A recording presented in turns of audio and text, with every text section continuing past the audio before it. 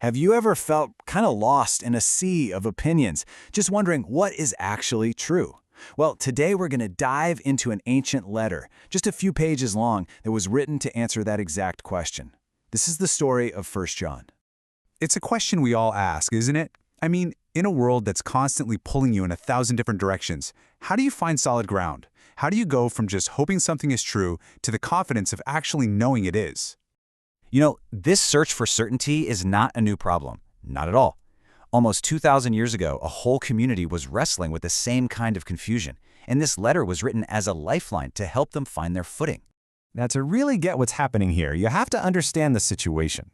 The people who first read this were dealing with former insiders, false teachers, who were twisting the core ideas and creating a massive crisis of confidence. So this letter was designed to be a tool, something to cut right through all that confusion.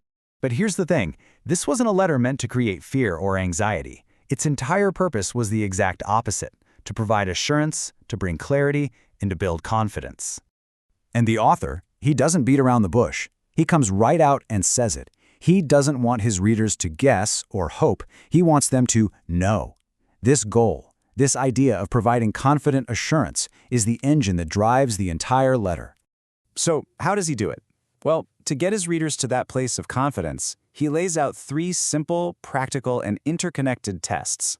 You can think of them like a diagnostic toolkit that anyone can use to examine the reality of their own convictions. Okay, so the foundation for everything else is test number 1, the belief test. The core idea here is that genuine faith isn't just some vague feeling. It starts with a very specific, concrete conviction about the identity of Jesus.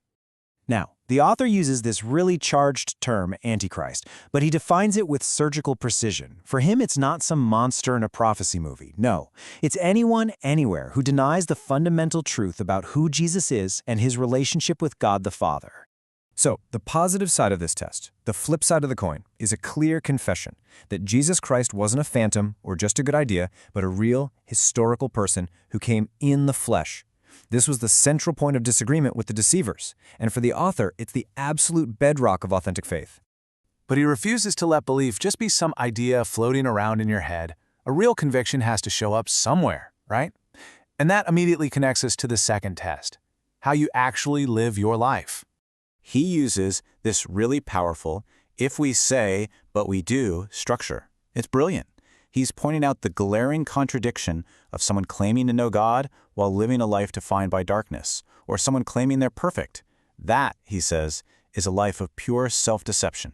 So the alternative is a life of alignment. This is where you walk in the light, where your actions are actually consistent with your beliefs and where you're honest about your failings.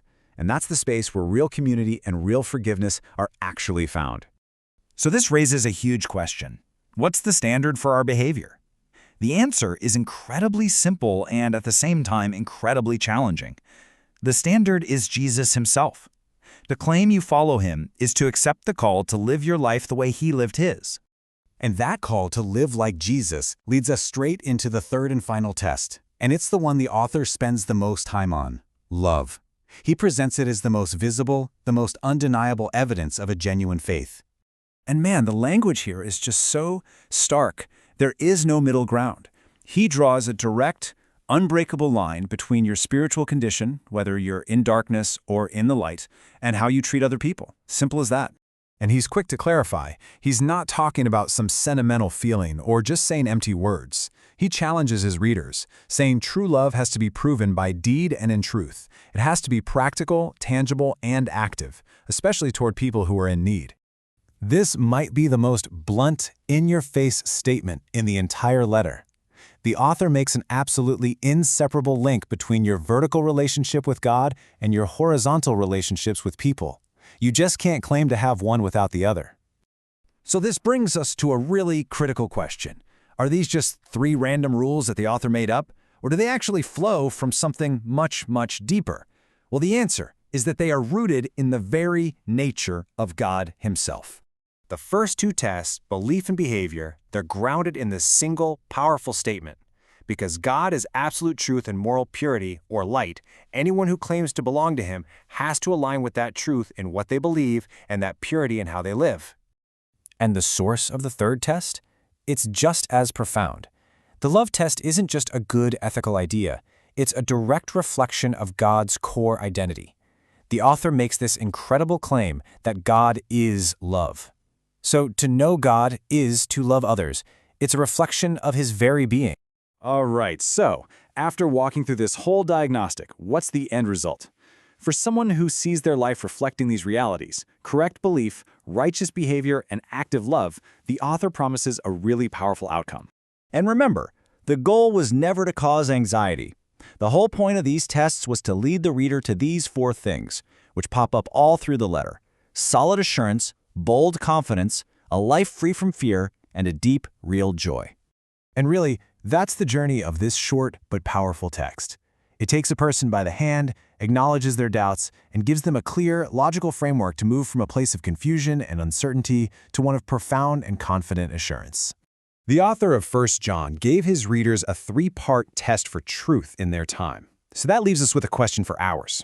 In a modern world just saturated with information and competing claims, what are the tests you use to find solid ground and figure out what is ultimately true?